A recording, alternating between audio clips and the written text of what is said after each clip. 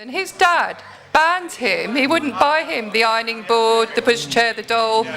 So when he came round my house, he'd try and get it off my son. So it's really, I tell you what, it does start early. It does, completely. And so we as parents have to bring our children up to be equal. So, because nothing's going to change. And even the language we use, the colours we dress them in, all that stuff. So basically think about it all the time. Yeah. You had a point. This is a response to the gentleman that's just gone's comment. I'm a third-year biological sciences student, and so what he mentioned about job applications and how he's looking for more females, I come across that a lot. Yeah. But the thing is, I think there's an issue with that because you're separating males and females again. When I get employed, I don't want to be just a box that's ticked because I'm female and they want a certain proportion of females in their company. You want to be there on merit. Yeah, again, it's having an issue with the qualities when they're saying we want more females, we're looking at men. But what about the fact that you're maybe in biological sciences, you're kind of pushing the envelope? In that sense, you've kind of done the groundwork already because you're... So maybe you are getting preferred, but maybe you've already done the hard work to get into that subject. Yeah, I just feel that when they're discriminating like job roles between, when they're saying we're looking for women, we prefer women, again that's categorising us and separating us as opposed to just looking at people for who they are and for their qualifications. Okay. And that's my opinion. Okay, so is positive discrimination still discrimination? There was a couple of points. Oh, no, you haven't said anything yet. We didn't get your name. What's your name? Grant. Grant, welcome. Thank you.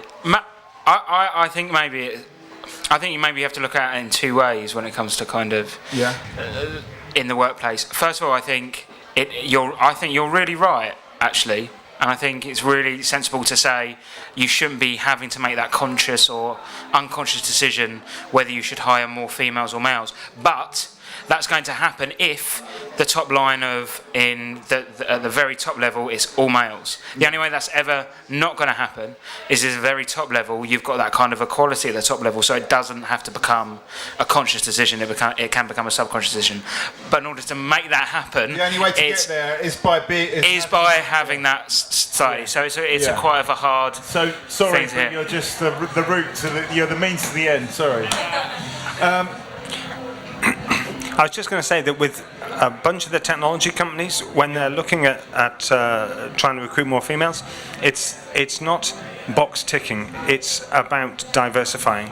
So a lot of the times they're aware that women may bring a different perspective in the same way that people who've come from, let's say, a different educational background. Right. So the more diverse, whatever that diversity is. Exactly. A lot of the time it's just about the diversity and not about the box ticking. So, and at that point, if you ended up getting offered a job because you fill a gap in their spectrum, it's not exactly positive discrimination. It's just you're a good fit for their company, and that might be that you can end up with too much groupthink. Like, I mean, Kev, who's gone to the bar now, doesn't want 120 Kevs in his company. No. He wants. Yeah. Okay. Much bigger argument than that, and I agree that choosing somebody for their role based on their ethnicity or diversity in any sense is not great, but there are statistics out there that say companies that have got more women in are 10% more effective, and companies that have got more ethnically diverse are 35% more effective, bottom line. And therefore actually it's very good for business. So it's not just about it's very good for... But I mean, you can feel... What's this? Hang on a sec. So we haven't even... for profit. For profit. Let's just get your name and what's your name? I'm Morgan. Morgan, we got Mia, we got Jane. What's your name again, sorry? Amber. And Georgia. What's it? Georgia, that's right. And what's your name? We didn't get John. And then we've got Grant, Jim, is it? And Ali, and Rich, and Nat. And what was it again? What did you say? Morgan, and I'm Mikey. This is Talkaoke, it's a freeform talk show. Right now we're talking about, we started off, this is kind of actually returning to a previous debate, which was about, some people said, now it's equal between men and women. And what about if it swings the other way? Men said that. I'm not making any judgments here in the middle. That's not my job. And then some of the women around the table said, well, hang on a sec. we've not quite reached equality yet. In fact, far from it. And then we talked about how do we actually get some sense of equality. There's this concept of the patriarchy, that everything's controlled by men, essentially. How do we get away from that? And then we talked about hiring practices. Is it right to hire women just to get more women in your company? And you were saying that's kind of a bit dodge, but other people were kind of saying, well, that needs to happen to get this diversity, which is better for everybody. That's where we are right now, if that makes sense. And that's what I do. That's what I do. So where do we want to take it from here? Have we solved that problem? Any more points on it? Yeah, Mikey, can you come to all my meetings, please? No chance. Right. Depends what you've not said much so far. Have you got any views? I'd much prefer if everybody had opportunities and it was a meritocracy. So you hire people based on how good they are and how good they will be. Do you think we don't have a meritocracy? No, we don't, but we should have. Okay. Why do you say why don't we have a meritocracy? It's hard to say. People don't always get the level of opportunities that perhaps they should have. Right. There are issues, from ladies who choose to have families, as you said. I can't remember who it was earlier. Yeah. There are issues where some companies will view the idea that because somebody even might have a child, therefore, there's the fact that somebody, a man is less likely to take time off from work. Yeah. It's wrong the way that works, but ultimately at the end of the day, you should be looking for the best possible person to perform any role. Okay, but it doesn't quite work like that. That's what you're saying. We're not in that. Morgan. I don't think it should be anything to do with gender. It's all about a person, essentially, and it doesn't matter what. Well, it doesn't matter about X and X and X and Y. Do you know what I mean? It's you're just a person, and I think everyone would agree with that. If you're talking in like a business or in a performance sort of perspective, where you think, oh, well, someone needs to fulfill this role, and that's up to the person, isn't it? It's up to how good how good that specific person is at doing it. I wouldn't be any good at certain roles, but in other roles I might be good, and that doesn't matter whether I'm male or female or old or young or anything. Right, so it should be about the person. Of course, just like anything. People have different points of view. So one homogenous group of people will have a homogenous point of view. The more different people we have from different walks of life, the more different points of view, and that will make any of our ideas and any of our performance better in whatever context. I mean, earlier on, Morgan, we were talking about Herefordshire Council, and there was someone called Mary said that everyone on Herefordshire Council is a man.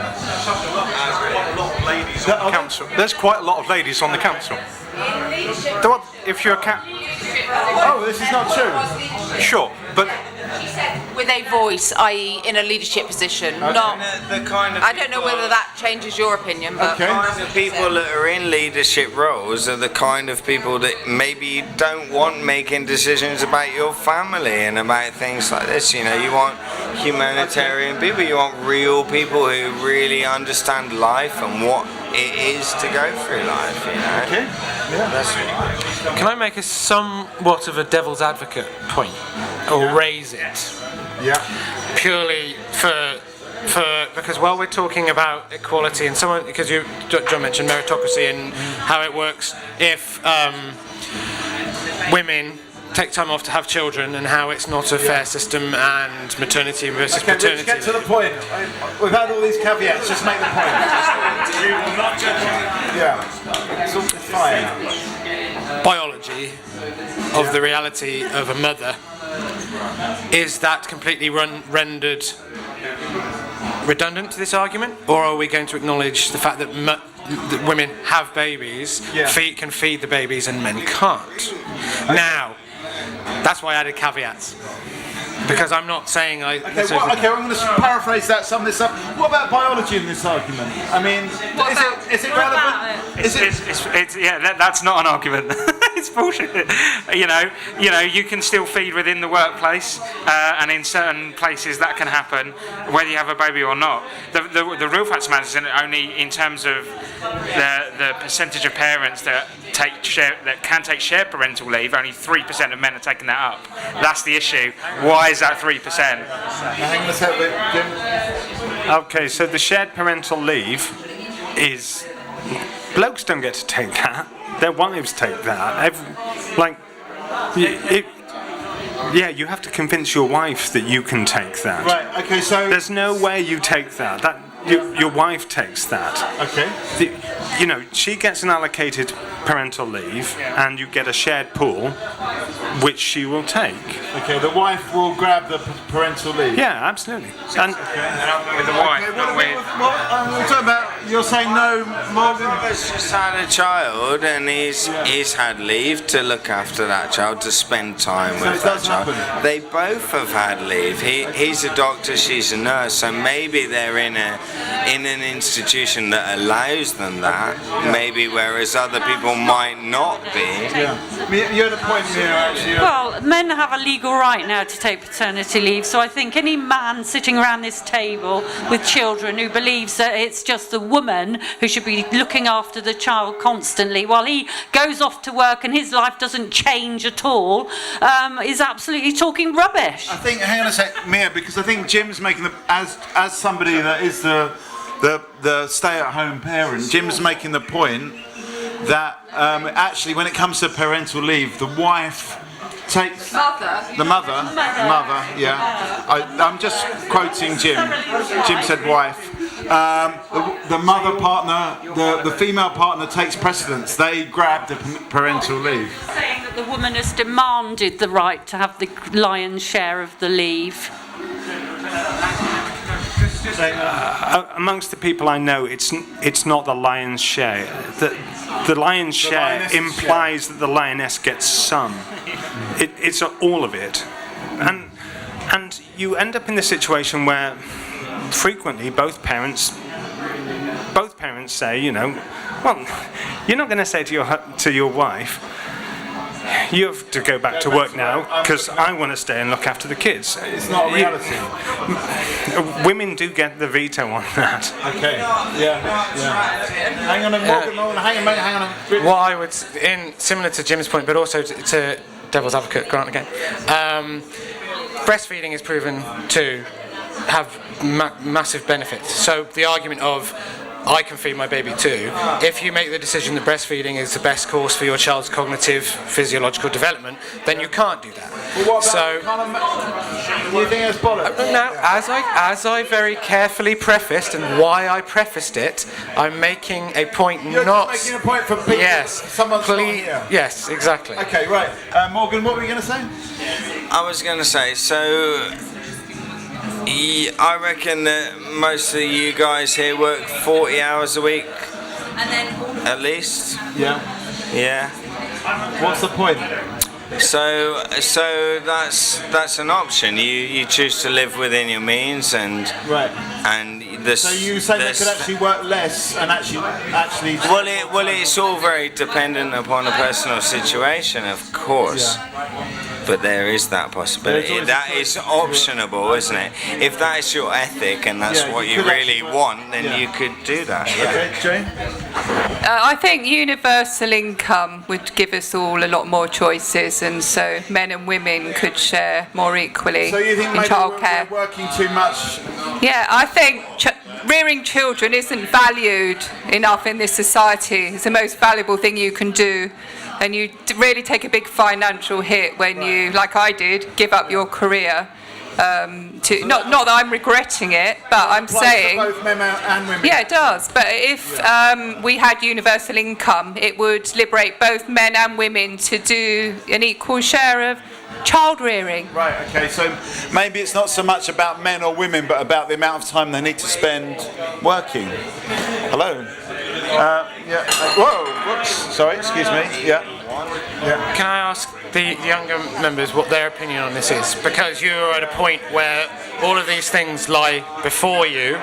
A lot of us are arguing from a point of view of either being in it or having done it, and I'm curious to think what the generational understanding of it is. Let's go a bit more because you're asking them a quite vague question. Well, no, because so for instance, so part of what what we're talking about is sort of the parental connection, the sort of socialisation that occurs between the mother and the child potentially, which you can now substitute to a degree with the father and the child, and in a sense, in an entirely equal society, and sort of blurring of labels that we're talking about, whether or not that is something you would aspire to, or as arguably what Jim was saying, which is that the mother as the bearer of the child and the bond, the chemical, neurochemical, biological bond that automatically occurs. Not always, it is complicated. What about the point? I don't feel that you've taken up Jane's point, which is that both the father and the mother could be spending more time with the family if they didn't have to go out and work so much.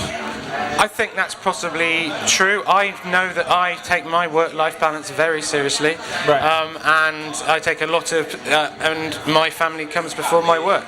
Everyone I work with knows this, and I do my share of whatever I can do. Okay, well let's ask some of the younger non-parents around the table who may be thinking about being parents in the future. These two, they're really close.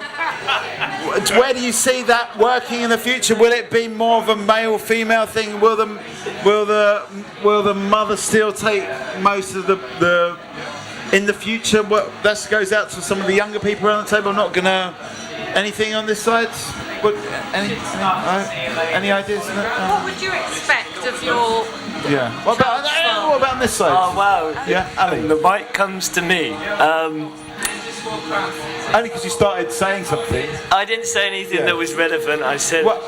How do you see childcare in the future? Is it still going to be done by women mostly? I don't really have a valid opinion on it, but I think if I had a child, I'd make it work that I spent as much time with it, not because I'm obliged to, because I'd want to. Yeah. That's pretty grand. I don't know. You don't know? Have you thought about it?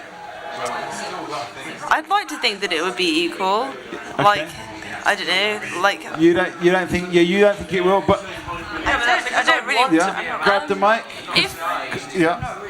I think that in sort of allowing a mother to take a caring role, you're depriving the father of something as well. You're depriving the link between the two. People don't consider that as much as the mother. So what are you saying? It should be mother and father together? I'm just saying, why does the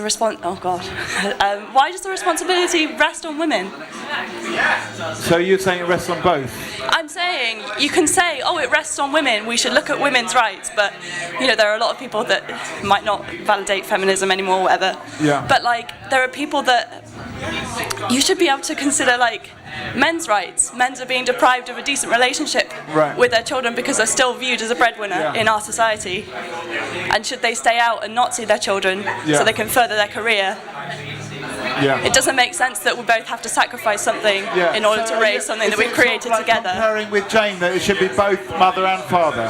Sorry? Both mother and father should be working together. Yeah, definitely. Yeah, okay. Why, it's a family unit. We're working together. We're not working separately to create one human. Are we working too much in our jobs? Are our work hours too long? I'm not saying you can't focus on your career. Definitely that's important. That's what you view as when you left this earth, you'll look back and think, what did I do? And I just think that, I don't know, men should just be able to carry the same thing with their children and what they've created as a unit. They need to make their bond as well. Yeah. Okay. Can I just ask the men around the table, do you still feel there's a hunter-gatherer ethic about your role within the family? Hunter-gatherer? No, I'm not. I'm just asking. Go out and do the. No, I'm asking you. Do you think society today forces that on you? Okay. Sorry, what's your name again? Hi, John. John, sorry, John. There's a situation where to have a family it costs one way or another, because if one person's not working, then there's a hit. You need to pay for all the pink dolls. And pink dolls for the boys or the girls, I don't care. Yeah. either way, it costs money to do so, and if one person is giving up the time, I mean, ideally it would be fantastic if you both could spend all of that early period. But realistically, there's no such thing as a free lunch. Money's got to come from somewhere. As far as it goes, councils. What about coming from the government? Well, where's the government getting the money from? Realistically, we should work out all of the things that we want in life, and then we should also be taxed. Work out how much it comes to, tax everybody accordingly to be able to pay for the things we want. Right. But you've got to have the money available. Okay. And from the hunter-gatherer sort of point of view, as you say, someone's got to be able to be earning the money. Do the hunting and gathering. And wrongly, I agree. Yeah. I see where you're coming from. Yeah. Let me just go on. What I want to know really is, do you feel pressured as men to take up that role? To be the breadwinner. Would you like more of a share where you could be with your family, children more, and perhaps it was a lot more of an equal split with your partner? Okay. To redress my being devil's advocate, I don't think of myself that way. I certainly, at this point in time, I'm the primary breadwinner simply by quirk of geography. Prior to 2 years ago, quirk of geography, we moved to Herefordshire and my wife works remotely and I work full-time here. Prior to that, she worked full-time and I worked part-time. I did the majority of the childcare. The cost that John's talking about, especially if you live in a metropolitan area, is childcare, and you have to work to simply get childcare. I was the first person to hold my first daughter, skin to skin, and I take it all very seriously, and I don't see my wife's role as being superior or different to mine. We simply are together. And the point I guess I was trying to make was, at this point when we start talking conceptually about gender roles, we are distancing ourselves and abstracting from certain biological truths which are still valuable for a child, not us. Right. So and I think it sometimes slightly concerns me when we argue it from our status quo point of view, not what is always going to be the best for the child. It might be the father, it might not, but you can't ignore the certain biological systems that are in place for the nurture of the child initially. I think. I'm sorry about that, but I'm gonna call time on this very soon because I need a wee, which I think is fair enough, and that it's a biological urge, exactly. But I'm not going to close this down. I'm not going to leave this without getting some form of closure. Let's get to the end of this. I think I can hold on for a few more minutes still, luckily. But you had a point, Jim, over here. I was going to say that similar to what Richard was saying earlier. I mean, there are genuine biological factors underlining it. My mum's a psychology teacher, and she's retired, but she still reads a lot of psychology, and she wouldn't give it up. And she was telling me, she's also an extremely committed feminist, but she was telling me about studies with chimp babies, where you get chimp babies and you can introduce them to a room full of toys. So these chimps do not have societal preconceptions. No, none of that. And you'll see that the girls will go and pick up the dolls, and the boys will go and play with the trains. Right, in chimps. In chimps. Okay. It's not all cultural baggage. It's biological baggage too. Okay. All right. Interesting point. Okay, let's get some final thoughts here. I mean, it doesn't have to be. Because I've been here listening to you guys since 3 o'clock in the afternoon. It's been all very interesting, and it's a good thing to do. But let's just get some final thoughts. Let's just get some final thoughts for this session, Georgia. Well, I just wanted to say, going back to childcare and all of that kind of issue, I don't think 2 people is enough. I think that the nuclear model is broken. I think it takes a village to raise a child. Right. So we should be spreading this out, not just for the... I do. Okay. Oh, so that's just my 2 cents. In a way, you should be able to get parent or some kind of, I don't know what you call it, parental leave if your mates had a kid. That's the first round. Can you do that? Can you do that? That would be okay. So let's get other final thoughts. Firstly, can we not compare women to chimps? And human beings to human beings as a whole. Yeah. Okay. Secondly, I agree with Georgia. I think just a family unit as a whole, raising a child is important. I understand where the guys are coming from as well, but I feel that you do need someone that's making an income and someone else looking after the child, but I don't necessarily feel that needs to be the woman that's staying at home at all. Just as long as one person's out, providing. But along with what Jane said, there's ways of coming around that so we can move forward. So yeah. Okay. It does change the balance of power in a relationship. Yeah, I mean, I gave up my career to look after my children, one of whom is here. And I earned more money than my husband before I had children, and then, full-time mother. And that completely shifted the balance of power in our relationship. So he, made all the decisions, controlled the money, gave me barely any. And that's why I was saying if we had a universal... I'm not regretting it because, I brought my children up and and I wanted to, and I breastfed and everything, and I, nurtured them. And that's what I wanted to do. But in this capitalist patriarchy, that's not respected because you're not earning money. It doesn't seem it's valued. Child, rearing the next generation. So I guess it's a point that we value money earning. Yeah, exactly. But yet, if I was a childminder, I get paid for looking after someone else's kid, and you get a pittance anyway for that because it's traditionally something that women do. Anything that is something traditionally women do is paid less than something that traditionally, it's all. So I'm saying it's largely financial.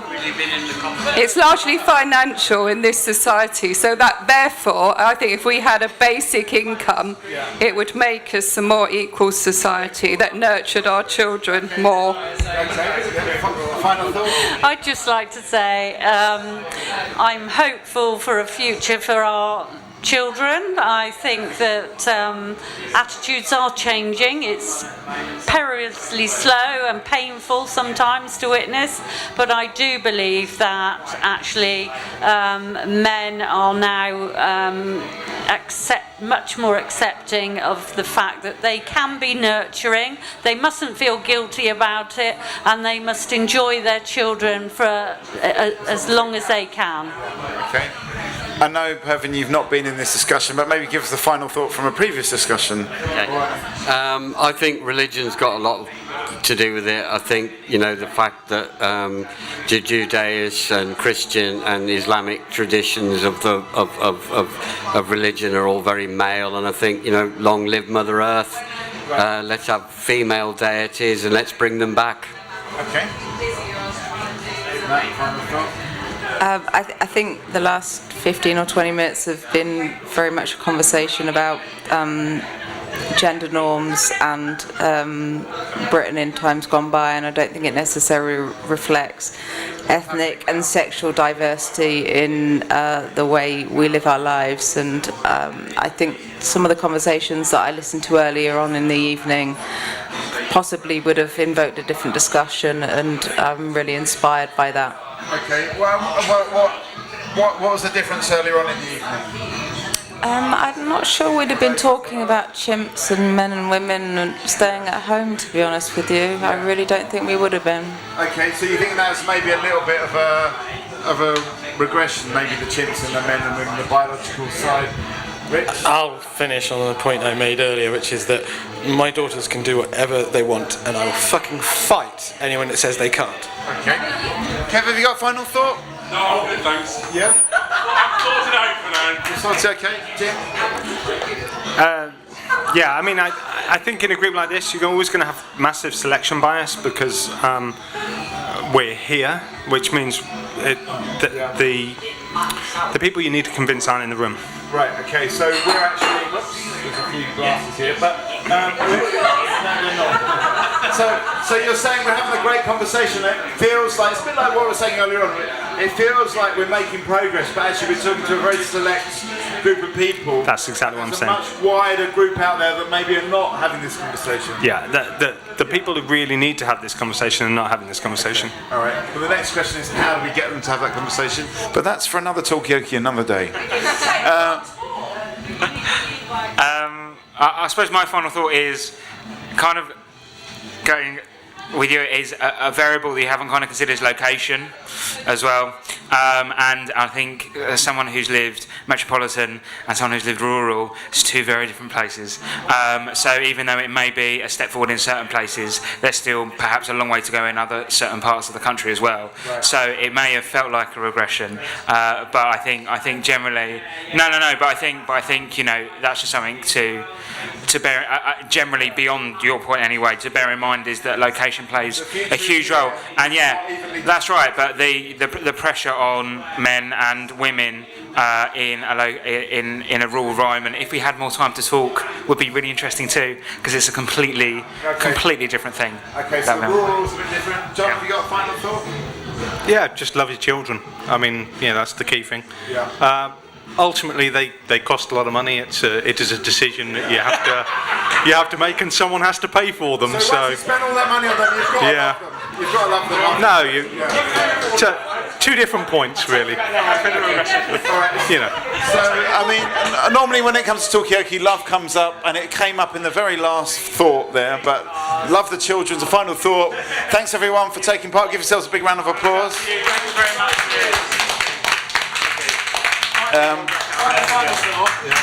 You have done an amazing job for us today, and thank you so much. It's my pleasure, my pleasure.